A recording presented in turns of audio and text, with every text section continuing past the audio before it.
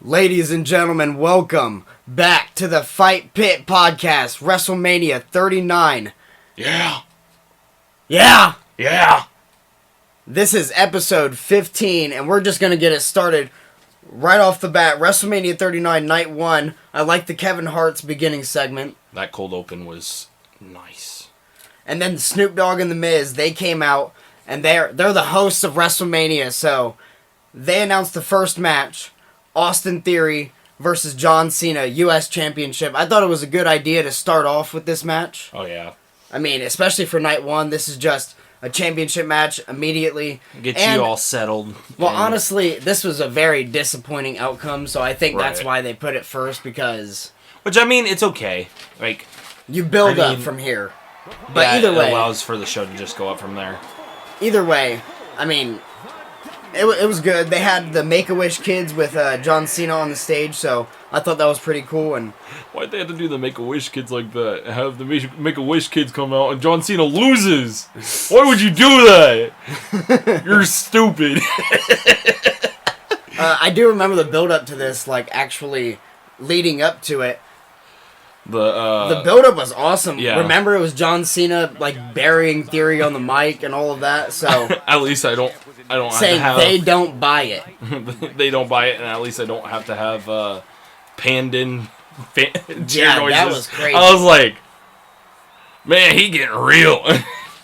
Yeah, basically, Theory controlled most of the match until he's caught in the STF, and Theory bites John Cena's fingers away. Oh! And he's getting real cocky. He does a 1-foot cover on John Cena. He does control most of the match.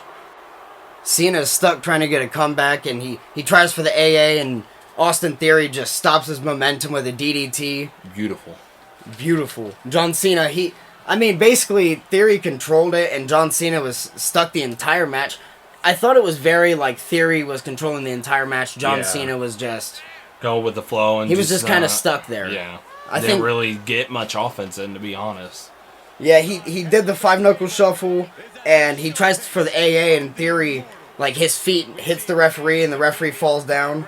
Yep. And then John Cena has him in the STF, and... Theory taps the normal spot where you hit the ref, he taps, and then Cena thinks he wins, he gets up, he's like, yeah!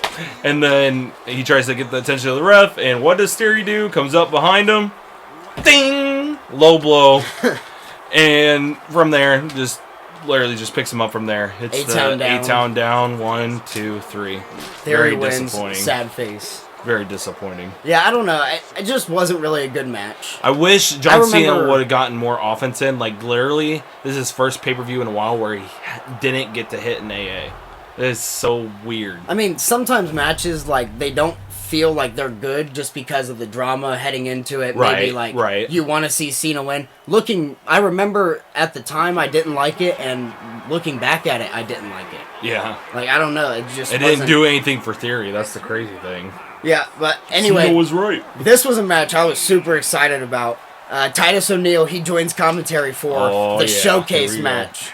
It's Ricochet and Braun Strowman versus the Viking Raiders versus Alpha Academy versus the Street Profits. At first, heading into it, I thought it was just kind of a useless match, just getting more people on the show. And it kind of is, but oh my goodness. It's one of those things where, with the showcase match, like, especially when they first announced it, if I remember right, it was very, like, it's probably just going to be another multi-person tag match, nothing special. No, it was an absolute banger of a match. Oh, yeah. Yeah, we had Gable and Ricochet. They started the match, and after a small sequence, there was mayhem at Mania. I think that's what Titus O'Neil called it. Everybody was in the ring, just a brawl. Brawling each other, and then they had a bunch of top rope shenanigans. One person went for a top rope move, they missed. And then after that, I forget who it was. I think it started with Ricochet. And then, no, it didn't start with Ricochet. I forget who it started with. But one person did an aerial move, they missed. And no person would get on the top rope.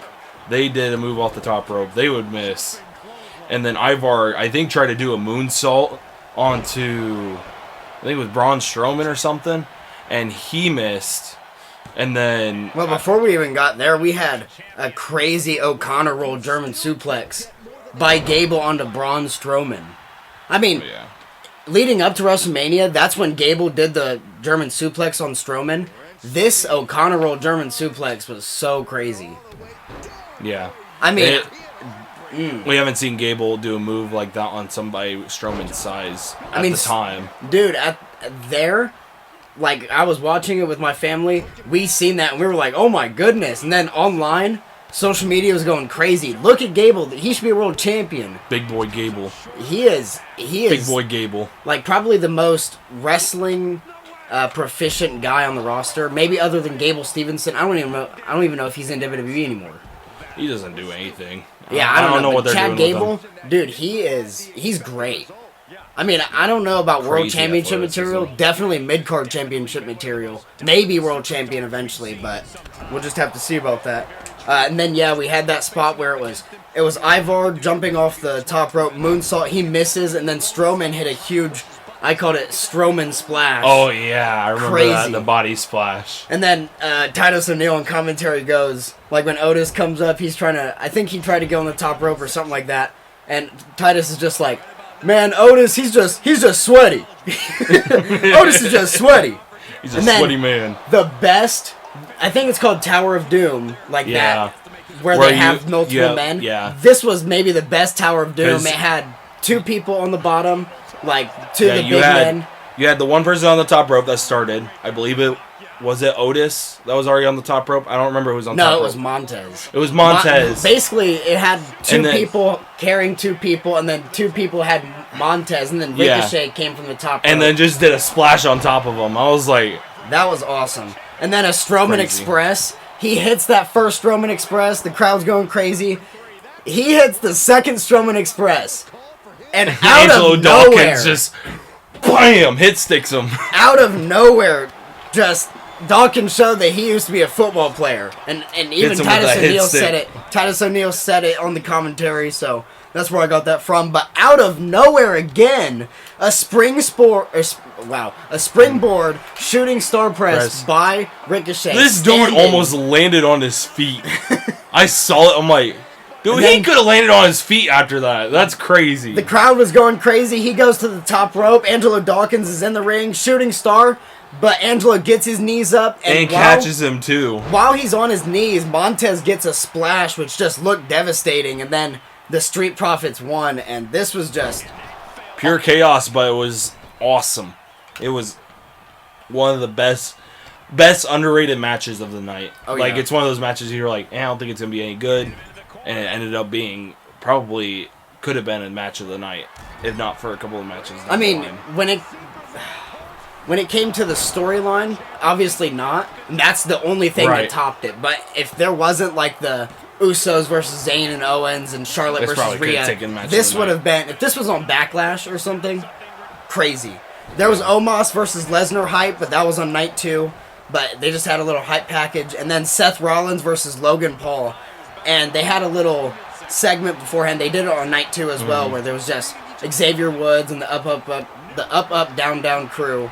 With 2K23 gameplay. Yeah, running the simulation of who would win out of Seth and Logan. Seth Rollins was more likely to win or whatever. I don't care, but it was Logan Paul's birthday, so... Yay! Boo. Boo. Boo. He was on the zip line, the Shawn Michaels spot, which is always cool. I thought that was really awesome. And then there was a conductor out for Seth Rollins' entrance, and his attire was crazy. I think he had it was a purple robe and then pink underneath. Maybe Seth? It was red. Oh, okay, yeah. It was red. Sorry. But still looked like he he had pink underneath. This dude looked like he was wrapped up in Christmas wrapping paper, bro. That's the only thing I thought when I watched it, this part of it this morning. I was like, this dude looks like he got wrapped up in Christmas wrapping paper. Starting the match, there was a callback to the Royal Rumble where obviously Logan Paul throws Seth out of the ring like he did in the Royal Rumble. Yeah, which is what started the entire, build up to this match anyway. And then we had, I thought it was really cool, or not cool, actually kind of stupid, that Corey Graves called Logan Paul a boxing veteran. Bro. There was a seated octopus, which they referred to on commentary as Antonio Inoki's finisher, and he did that seated. So, I mean, at least he has some wrestling history. I'm sorry, but when I was looking at that, it did not look like it was effective at all. It's wrestling. I know it's wrestling. I'm just saying, when I was watching it, it did not look effective. I'm like, he was putting pressure on Seth Rollins, and eventually Seth Rollins is able to get his comeback, and he says, "Bye-bye, bitch." He does 3 suicide dives in a row, and then Logan Paul, he's stunned on the outside. He has his hand on the steel steps, and then a hand stomp. Like, he did the curb stomp on his hand. And that was good hand, the titanium screw hand. That was the story about it, because he can knock you out with one right hand or whatever, because he has that screw. And now he can't do it. Oh, no! Yeah, there was a pedigree reversal into multiple pinning sequence, like just 1, 2, and then flip, 1, 2. And then there was a right hand by Logan Paul, which looked like it knocked out Seth Rollins, but it took a toll on Logan Paul at the same time. Yeah, he was hurt, so he couldn't get the cover immediately. He tries for it, and then Rollins kicks out, which is, kind of the only thing that, I guess, saved him. Right. KSI, who's in the Prime bottle, he tries to interfere, and then he takes the mask off or whatever. And then they're both working on Seth Rollins, and Logan Paul tries to do this huge frog splash through the table, and obviously you've probably seen it. KSI gets pulled into it right through the table. Logan Paul wasn't paying attention and splashed right through KSI instead of Seth. But, Logan Paul survived after Rollins tried to get him to lose. There was a pedigree near fall. Logan Paul hit a GTS, and then he hit a frog splash, which got a near fall. And then he tried for the coast to coast, and Seth Rollins caught him with a HBK super kick. Yep. Crazy. Stunned him. Then there was a stomp, and then Seth Rollins is the victor, which if it went the other way, I would have been so upset. Right. For sure. Yeah, that ending was crazy. And then the next match, which, I'm going to be honest, I didn't even watch it because I wasn't interested in it. When I first watched it, I wasn't interested, and looking back, it's just one of those legacy matches. It's Lita, Trish, and Becky versus Damage Control. There's one word I have for this match, and it's slow. Yeah. It is so slow paced. I mean, which I understand. They're legends. They're not at the same. They don't move at the same rate as they used to. But oh my goodness. I mean, it's a good match for Becky because it's a good nostalgia match. She said it was like her dream or whatever. Right. Like obviously Lita and Trish, influential for many women's wrestlers. Right, so it's a dream match for all 4 of the other women in this match. And it was also noted on commentary that this was the first match Bayley had at WrestleMania in 3 years because of injuries or whatever the case may be. Big oof. But yeah, I kind of just marked this down as a bathroom break match, which... It essentially was. I mean, I don't want to say that, but I just have to. It just is, at least for me. There's certain spots where it's like, certain spots because of nostalgia and like... knowing how old, wrestling-wise, how old Lita and Trish are, seeing them do certain spots that you usually don't see the older women do, it's just kind of interesting to see them pull out certain moves. But other than that, I agree. It's only a 12-minute match, and Becky gets the pinfall, so that's great. They had a little Asuka versus Bianca hype package, but that's on night 2 for the Raw Women's Championship. And we had Rey Mysterio versus Dominic Mysterio. Yes. And I was very excited for this match. I'm sure you were too.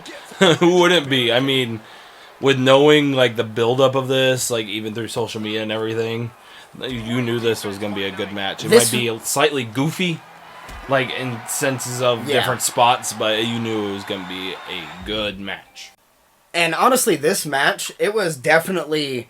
It had the most build-up to it because, I mean, it didn't just have a 1-year build-up or a 2-year build-up. This was, like, since Dominic was a child, and obviously that's just to be taken with this match. But either way, I mean, and the build-up, just the leading months to it. You had the Dominic turn Then you had Dominic, just run rampant with the Judgment Day. They take out Edge, Beth Phoenix. They do all this stuff.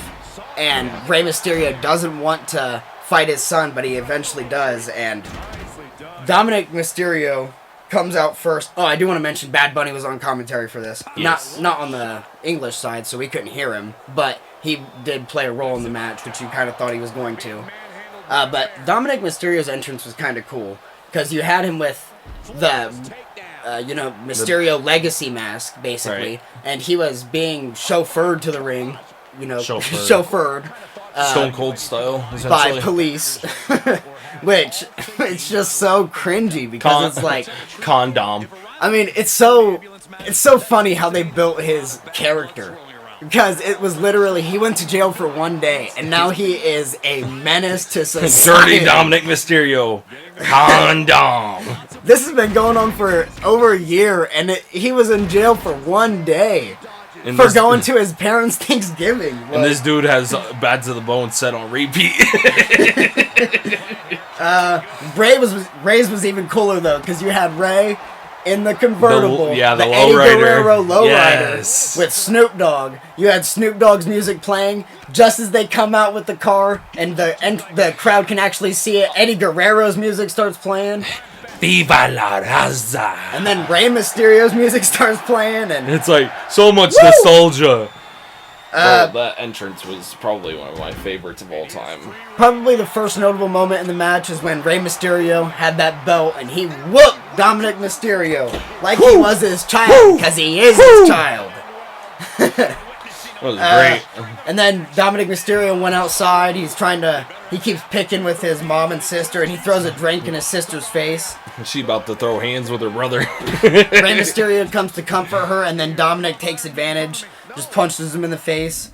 And then Dominic tells Angie to shut up, and he gets smacked. Will Smith style, just...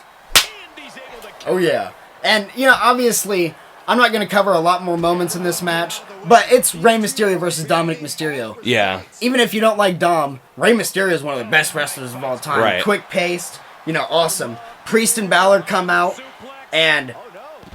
yeah, there was a cool spot. Dom had a suplex. He basically did a suplex to Rey, and it was like a power... it was one of those Jeff Hardy, it looks like he's setting up for the power bomb, but he just throws you. And he did that to Rey, and Rey hit his face on the bottom turnbuckle, which was just devastating. Ew. And then Dom couldn't finish the Three Amigos, which was very cool. Yeah. And then there was a 619, and just as Rey gets to the top rope, Priest and Balor hold onto his feet so he can't hit that final frog splash, and then that's when the LWO come out. It's Santos Escobar, Joaquin Wilde. Yeah. Yeah. Joaquin Wilde and Cruz del Toro. Yeah, Cruz del Toro. They come out to help, and, they just take out the Judgment Day. They go wherever they go. And then Dom, he hits this crazy clothesline to Rey. Like, they're both coming at each other fast-paced and just, takes his head off. And then there was a 619 by Dominic, which was just, it was so much less skilled than his father's. I don't think you get much better. It was just so much slower than Rey's. And I don't know... and I think this was still, when he was first, well, I don't know if more recently it's gotten better, but here... I don't think he does a 619 as much, trust honestly. me, he can do a lot better 619 than me. Right. But when it comes to Rey... he probably can do a much better 619 than me, so I have no room to talk to you. Dom hits a frog splash, near fall, and then Dominic pulls out a chain, and Bad Bunny, he takes it right from him. And then there was a 619 after Bad Bunny got it, huge spots, everybody's cheering, 619, booyaka booyaka, Rey Mysterio wins. Let's go.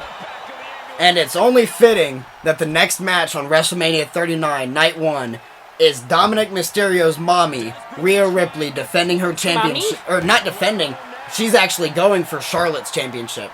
I'm so used to saying Rhea's defending because she's been champion for almost a year now.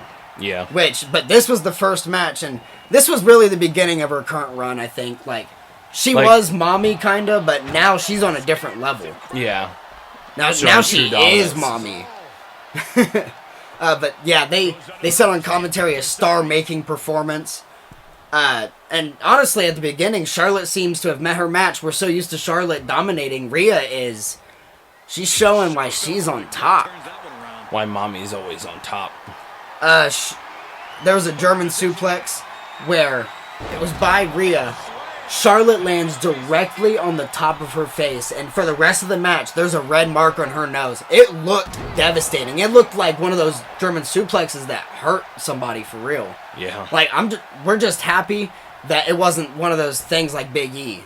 Right. Like, it was devastating. Face first. Like, they showed it on commentary, slow motion, you can see her go face first. But, yeah, she kicks out of the Riptide, which I don't think really happens a lot. No. And Rhea looks super shocked. And I just want to say one thing. Charlotte and Rhea are very, very good. Yeah. Like, not just at wrestling and, you know, what it takes to be a wrestler.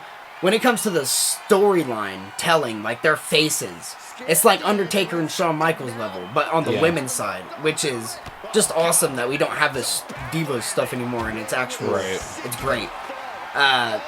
Rhea locks in her modified version of the Cloverleaf, which Corey Graves called it the Prism Lock, which I didn't even know that was the name of it. Yeah.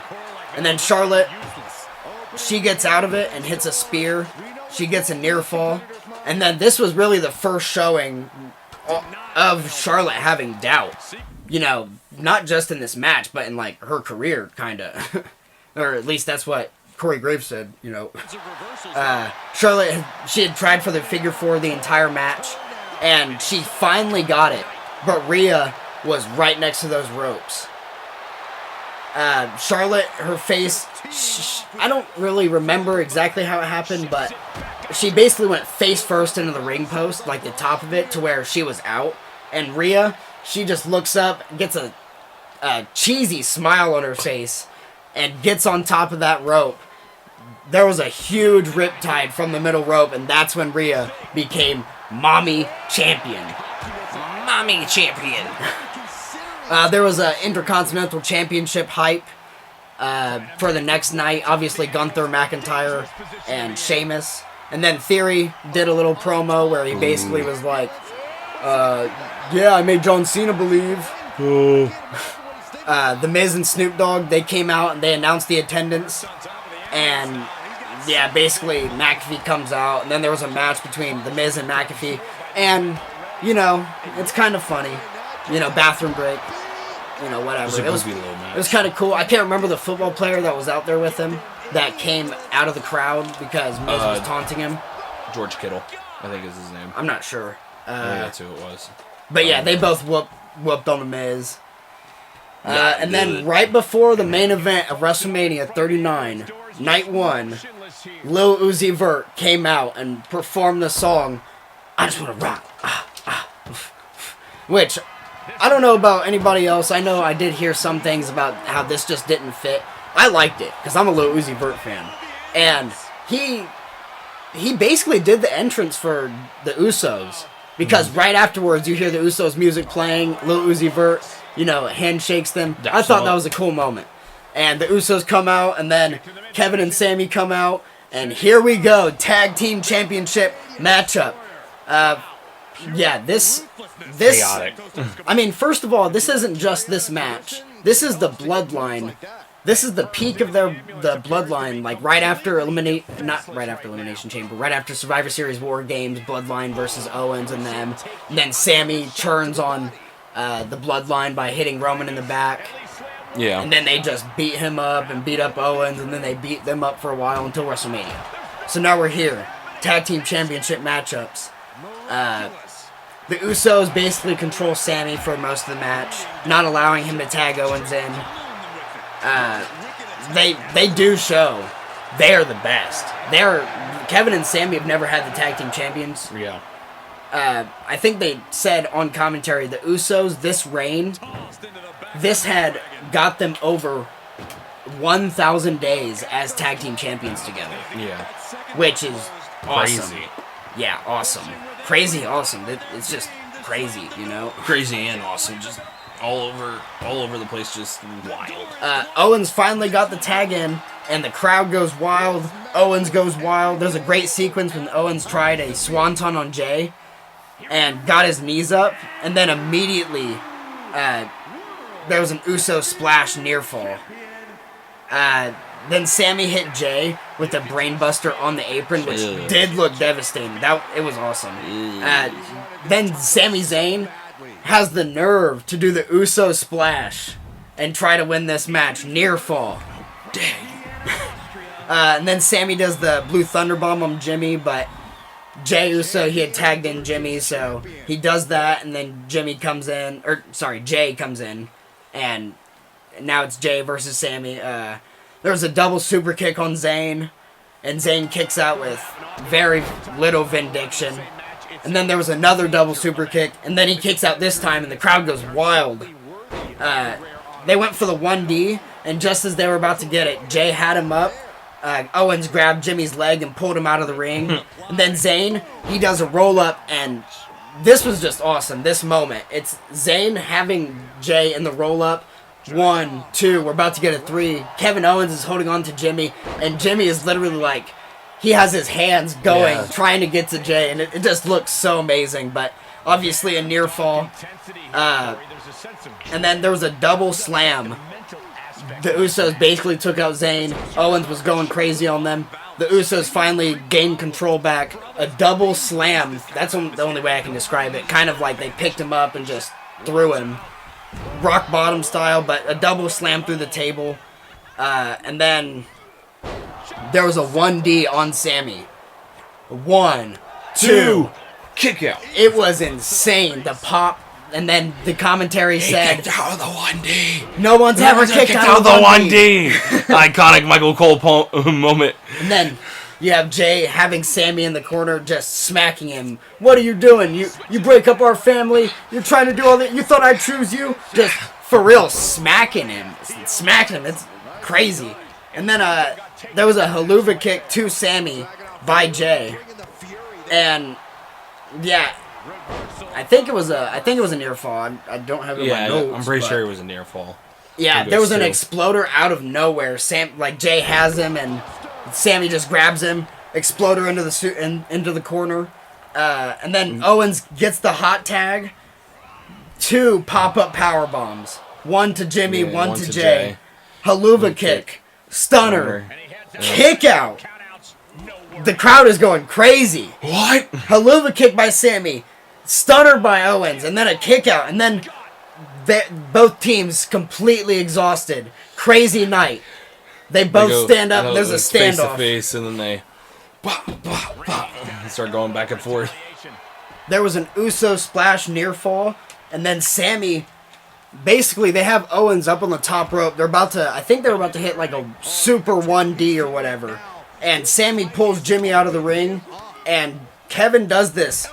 Like, Jay's about to hit him with the superplex. He picks him up and then does a spinning, suplex. And then Jimmy's out of the equation. It's just Sami and Jay. Sami has him in the corner. Haluva kick. Jay crumbles at his arms after that happens. Sami said, I'm done. Throws throws Jay back into the corner. Hits another one. I think he hits 3 altogether and goes for another one. And then he falls to the ground. They get the pin. 1, 2, new champions. 3. We got new tag team champions. Dethroning the 1,000-day champions. The craziest pop by the entire crowd. It was just this was like if Cody had beaten Roman. Yeah. And not even that, on top of having Zayn's old theme back, the Worlds Collide theme back, made it so much more of a pop because hearing that theme with them winning titles, it's just classic. This is Kevin Steen and El Generico. This isn't Kevin and Sami. These two are blue collar workers, and these are the traditional classic Sami and Kevin. And then you have that end of the show, WrestleMania Night 2. We're just gonna get it all out of the way. It starts off Omos versus Brock Lesnar, and this was a huge match to start off with. I was kind of excited for this one. I'm usually not excited for Omos matches, but just the spectacle of the fact he is 7'3", 450 whatever pounds. And then obviously Brock Lesnar, I mean, multiple-time world champion in UFC and WWE. Not multiple in UFC, but you know. But it was what you'd expect it to be. It wasn't disappointing. Yeah. It was just a spectacle. Lesnar tries to get him with a suplex. He tried to get him with an F5. He didn't succeed the first couple of times. Omos, at the beginning of the match, threw Lesnar, and it looked like Lesnar was a child. Yeah. It was crazy. With flying ease, across the ring, with ease. And Omos, he gets German suplexed, and Lesnar tries to get him up for the F5. He couldn't get it the first time. He eventually does get it, and it was a crazy F5, and Lesnar won. I mean, somebody is 7'3", being able to toss him around like a human pizza. I mean, yeah, I would expect that to be crazy. And then we had the WrestleMania Women's Showcase match, the tag team match. I'm going to be honest. Same thing as Becky, Lita, Trish versus Damage Control. I wasn't interested in it then, and I watched it, and it was like, you cannot have that go on after the men's and expect me to like it. Because the men's blew me away. Yeah. I wasn't expecting a lot from it, and all of a sudden, there's so many spots. This one was so less entertaining that I didn't even watch it my second time watching it through. So we don't really have to talk about that. I don't even remember who won. It was Ronda and Shayna because they got pushed to the moon in this match. Yeah. They're the only one. No, it wasn't that they were the only ones that did anything. They did absolutely nothing the whole match. Waited until last second, until everybody's done the work, pulled them out, and pinned whoever was down. I'm like, bruh. And that was some stupid booking. This next part, it got cut from WrestleMania. It was the Andre the Giant Battle Royal. And, you know, the thing going into this was it was supposed to be Bray Wyatt versus Bobby Lashley. You know, in retrospect, I don't know what was going on with Bray Wyatt to where he couldn't make the match, but he died, so I don't know if that was related. I think at the time, I think it was. I'm pretty sure at the time, I don't know if they released it officially, I believe he had COVID at the time, and that's why he couldn't do it. But either way, yeah, that match got cut, and then the Lashley got put into the Andre the Giant Memorial Battle Royal, and the Battle Royal got cut from WrestleMania, so they got put on SmackDown. Lashley won, and then Lashley got shown like, please welcome your Andre the Giant Memorial winner, Battle Royal winner, Bobby Lashley. So that was cool that he still got to have a WrestleMania appearance. And then this next match. Woo! Banger! Straight banger! Sheamus versus Drew McIntyre versus Gunther. They had that same 2K23 hype, which I thought it was pretty cool. That the up. Oh my God, why do I keep saying that? Up, down. Up, down. 2K23 hype, so that was pretty cool. It said that Drew McIntyre would win, like a 42% chance out of, you know, 3. Yeah. So we had Titus O'Neil back on commentary for this one, so that was pretty cool. And just as you would expect this match to start, chops after chops after chops, hammer fists, uppercuts, red skin. Just big meaty men slapping big man meat. Oh yeah, and that's exactly what I wanted. Exactly, that's what everybody wanted out of this match. And there was a cool spot. Gunther had Sheamus in a Boston Crab, and McIntyre booted Gunther in the face to try to break it up, and Gunther just kept going. And then Drew McIntyre took that as disrespect, so he smacked him in the face. Gunther got up like that smack hurt him, for real. But yeah, they basically started throwing blows again, trading blows. I think Drew won the chop contest though, because you had Gunther with, you know, he's notorious for his chops. Beat. But you could hear the difference in sound with Drew McIntyre's chops on Gunther. Yeah. And then even Gunther was like backing up from the chops, and McIntyre just kept going.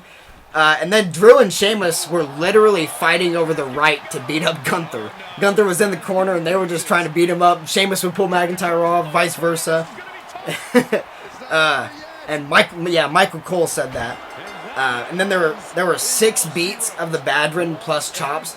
I think they were supposed to go longer, but you had Sheamus with the 6 beats, and in between the beats, McIntyre would just chop him, and goodness gracious. They were piecing up Gunther. They said crazy. on commentary that they were looking at Gunther's chest and they could see 2 different handprints on his chest.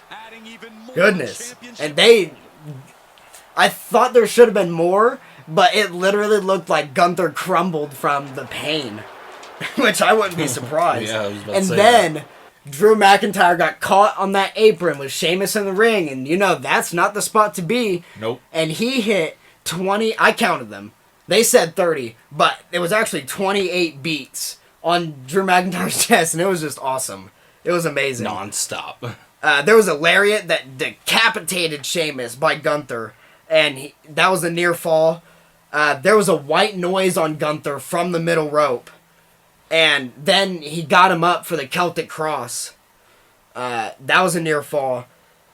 And then he put Gunther in the cloverleaf, and it looked devastating. I don't know if it's because Gunther's just so big, but it looked like his neck was like pressing down on the canvas, and I probably would have tapped. But then Drew McIntyre put a choke on Sheamus from behind while having Gunther in that cloverleaf. And yeah, there was some Sheamus hype. Everybody wanted Sheamus to win this match. I remember, like, during that time, obviously I knew Gunther was going to win, like, watching But this. everybody wanted Sheamus to get that, yeah. what's it called? The Grand Slam. Yeah. The Grand Slam title. Brogue kick, and he hit Gunther with that brogue kick, and it was done. 1-2. Drew McIntyre pulls his best friend off of the pin that would win him the Grand Slam title. It was a betrayal. And it was an intense stare down after that. Right. Drew McIntyre hit that dive over the rope that not many big men can do, but it's kind of like that Undertaker dive. Yeah. But I think it's more of a rolling senton, kind of.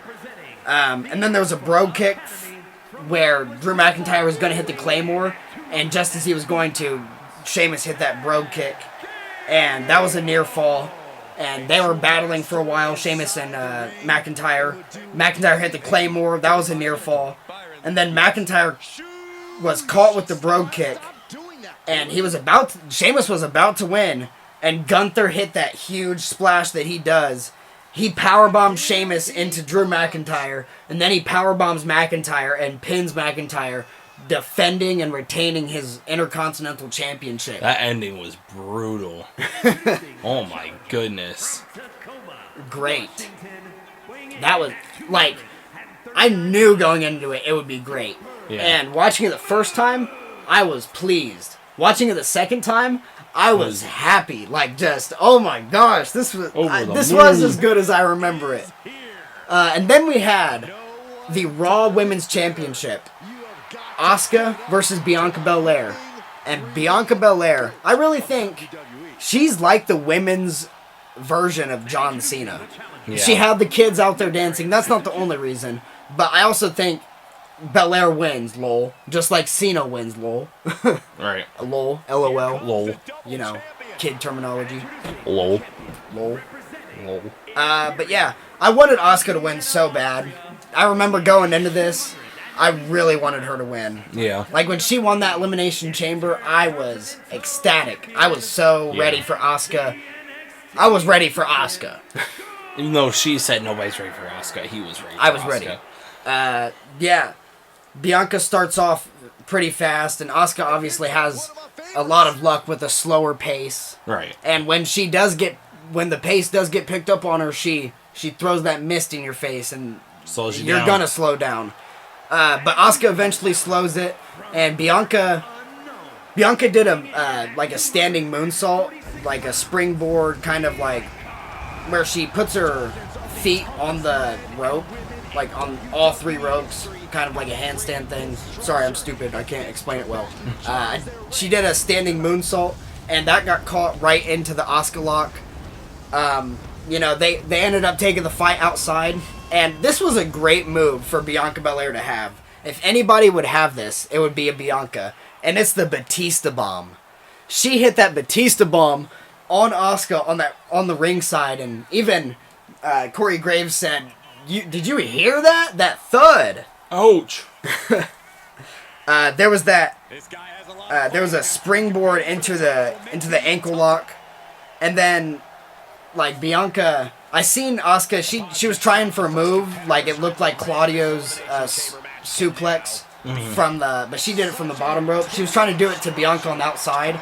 She doesn't have the strength for that. No. Guess who does have the strength for that though? Bianca. Bianca. She hit that Claudio plex on Asuka, obviously to the inside of the ring. She got a near fall off of that.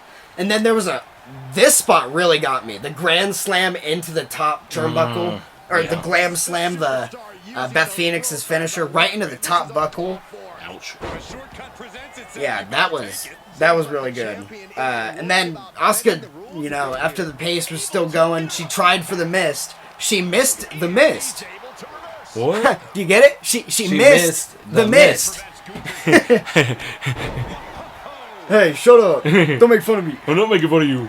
There was a KOD reversal into an armbar, and, Bianca was able to get out of it, and Asuka basically had her in a disarmor, and Bianca was starting to lift her up, and then she got her in the KOD position. KOD, Bianca Belair wins. Lol. Yay. Bianca wins. Lol. Lol. Lol. Lol. Which was it was surprising, honestly. I really wanted Asuka to win. And then we had Snoop Dogg and The Miz come out again. Oh my goodness. This was night 2, and they announced the attendance for night 2, and then they announced the overall. And then The Miz confronts Snoop Dogg like, "Why did you get me set up in that match against Pat McAfee?" Snoop says, "I'll do it again." And Snoop does it again. Shane O'Mac is back. Here comes the money. Here comes the money. And money. Crazy. This was a crazy match. The history between these two. Shane O'Mac gets in the ring. The match starts. Tries to do a bunch of moves. He jumps up. Pulls a Vince McMahon. And just tears both of his quads. 20 seconds into the match. I don't know what happened. Something gave out with his leg.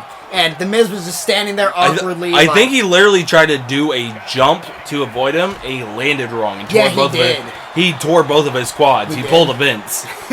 Except instead of sliding, he was jumping. He did the leapfrog as Miz was going off the ropes. He jumped. He's like, The Miz was he just kept running. He was so awkward. And then, like for a good, I think it's like 10 to 15 seconds, you see Miz looking down at Shane. It makes you be like, "Are you okay?" And then Snoop Dogg comes in the ring and just knocks the Miz out. He's like, "My turn." I heard that after WrestleMania happened, this wasn't.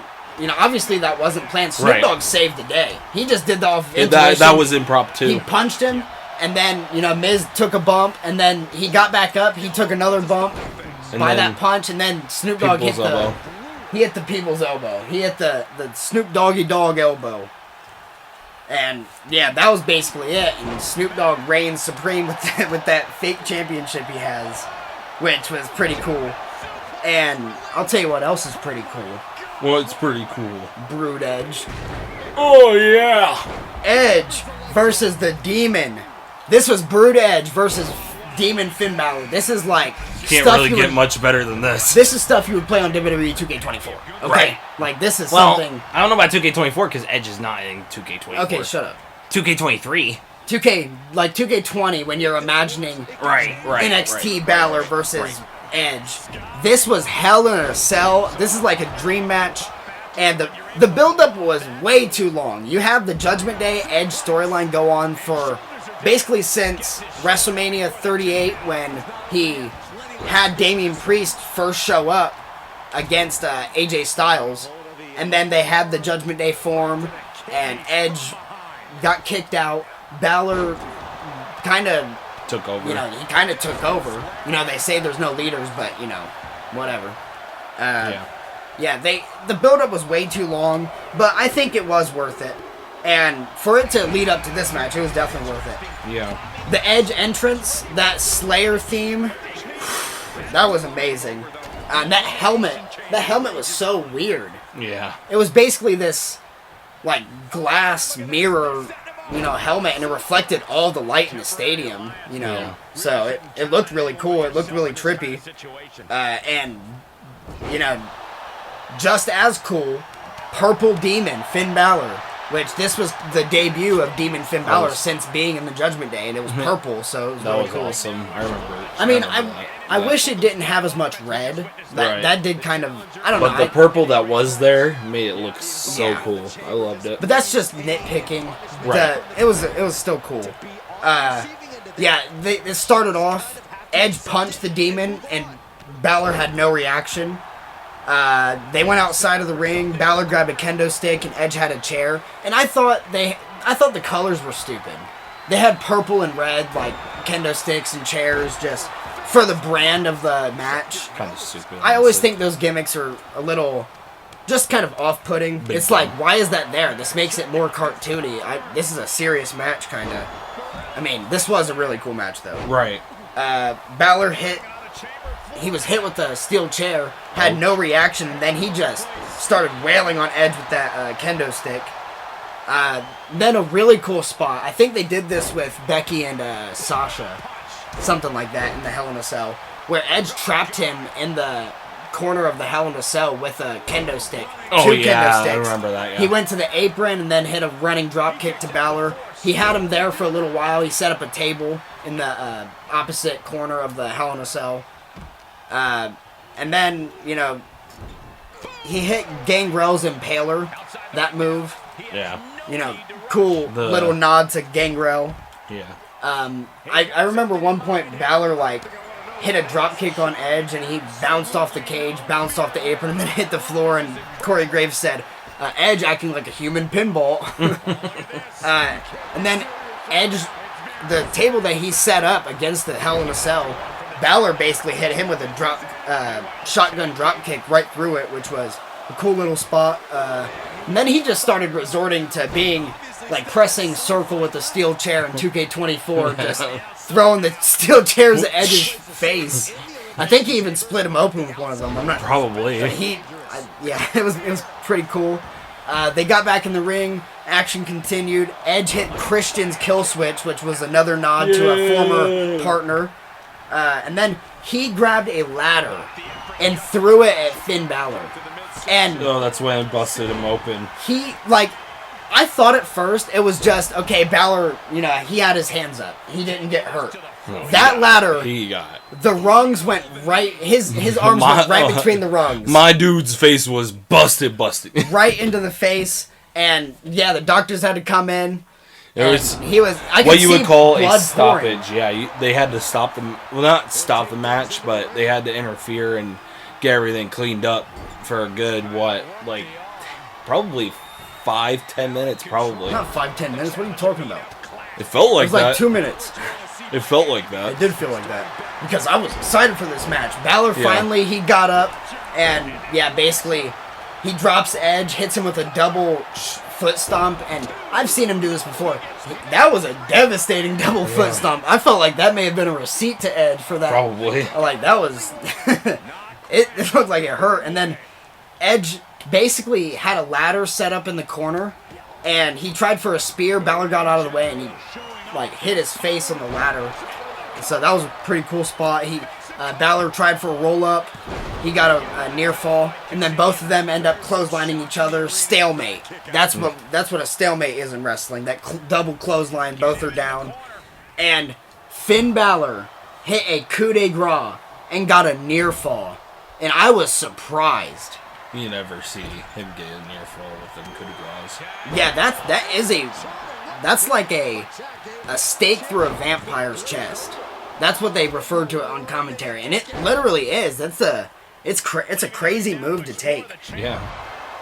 And then we just see Balor basically get on the top rope, and he looks up and he sees this platform. He gets on top of the platform, and if you think a coup de grace is a crazy move to take, doing it from this platform, he had Edge on top of a table. He attempts murder.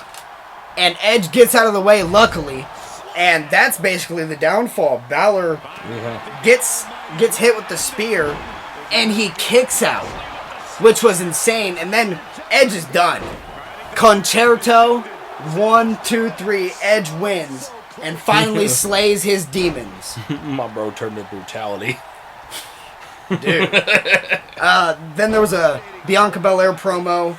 Belair, won the match earlier. How you feeling? I'm feeling good. And then the little girls from her entrance come celebrate with her. Bianca. EST, EST, EST. And then all the Hall of Fame inductees come out. And they have their little moment, which I'm not going to cover that. Because we have the main event, which was probably the most exciting match of the night, of WrestleMania, honestly, because everybody wanted to see Cody Rhodes win the World Championship from Roman Reigns. And the start of this match, Cody, he comes out, and he gives his weight belt to little Brody Lee, which Brody was Brody Jr. A very special moment at WrestleMania. And Roman Reigns' turn to come out. He has 6 pianists play his theme at the beginning, which was really cool. Ding ding ding ding ding ding ding ding ding ding ding ding. It was really nice. And yeah, it starts slow. Roman and Cody, they're both they're good storytellers. Right. They're not really fast paced. It starts slow. But eventually Cody he takes control. And Roman goes out of the ring. He's talking to Paul Heyman. Heyman tells him, he's here for you. You're not here for him. Now take care of business, my tribal chief.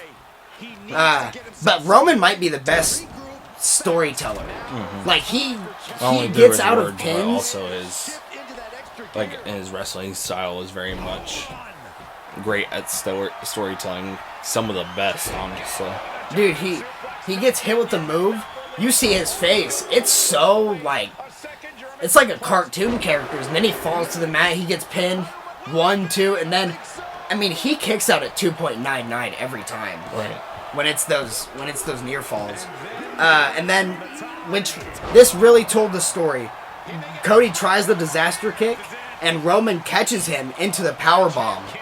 And it really told the story of Roman has been here. Roman has main evented. This is his 7th WrestleMania that he's main eventing. Mm-hmm. Cody has never fought for the World Championship. Right. And this was showing, maybe the pressure was getting to Cody. He tries for a comeback, but Roman's just continuing to slow down his pace. Cody goes for a kick on the apron, and Roman grabs his ankle, just slams him onto the apron. And then Roman has Cody on the ramp, essentially. Yeah. And he slams him on the ramp. And, huge thud. And then he tries to do it again. Cody gets out of it, and he returns a slam onto him. Cody and Roman, they're just fighting ringside.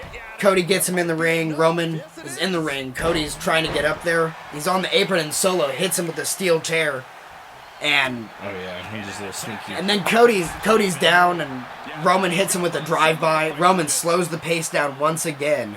And right when Cody's starting to get it picked back up, he's going off the ropes, trying to hit him with the move, and Solo grabs his foot. Goodness gracious. And Roman, dude, this lariat.